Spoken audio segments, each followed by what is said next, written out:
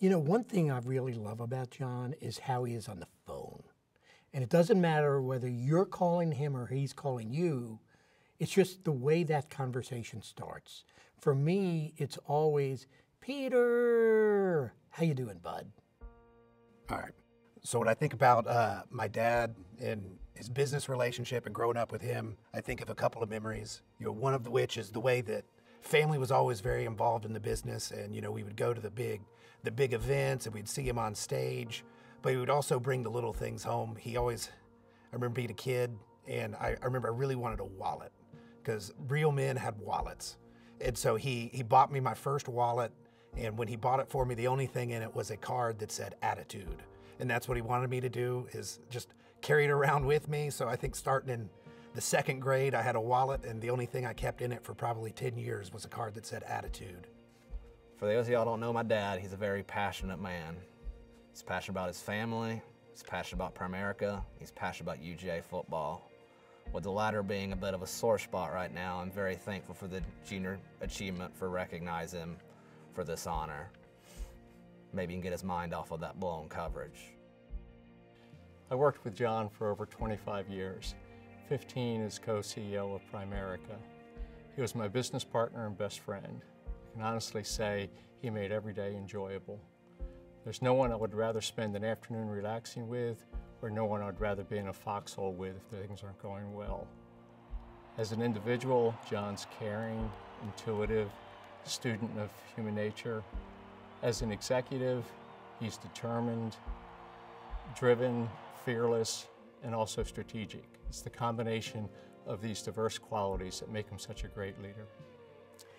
John's a great leader and a great teammate, but to me, he's also a big brother. You know, John and I grew up during the same times in the 60s and the 70s in the countryside south of Atlanta, and we had a lot of the same experiences.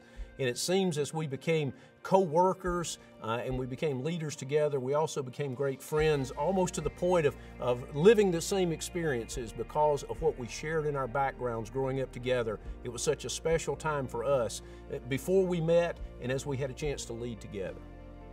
And it's just the way he starts a conversation.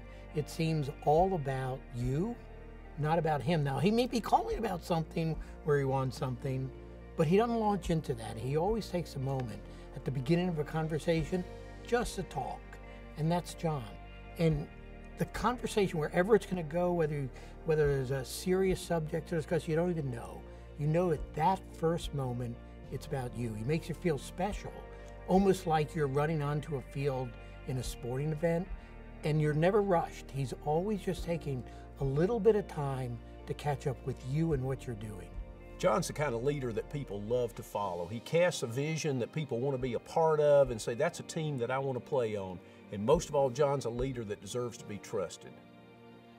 John is also a man of principle. I remember one time when we were doing the IPO, this was after several years of trying to free Primerica and become our own company.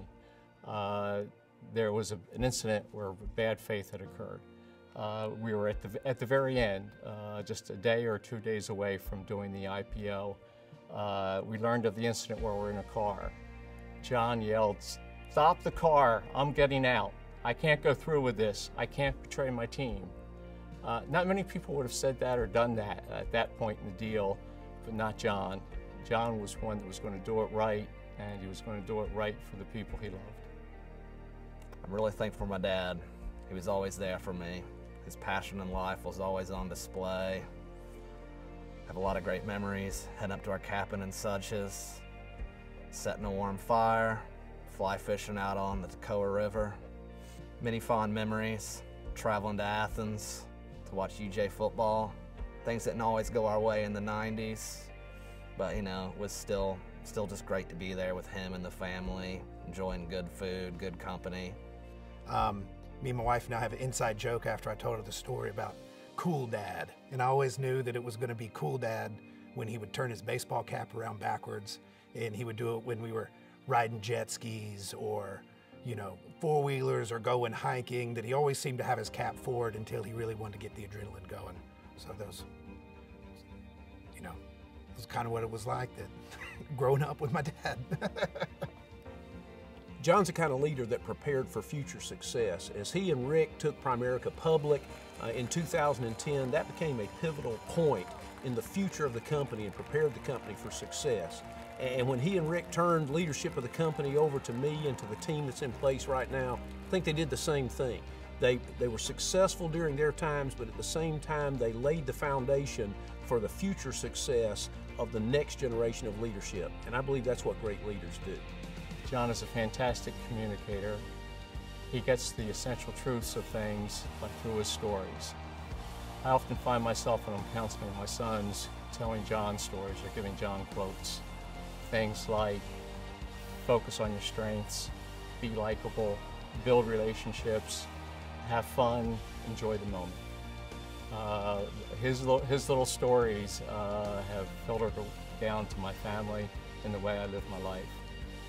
I know that there are a few of us talking about John, just given a minute or two each. There's no way in these few minutes that we can capture the man that John is. He's so much more than that. I hope to one day be as passionate a man as his, to be able to be a great father, a great leader, and a great steward of Primerica. I love you, Dad.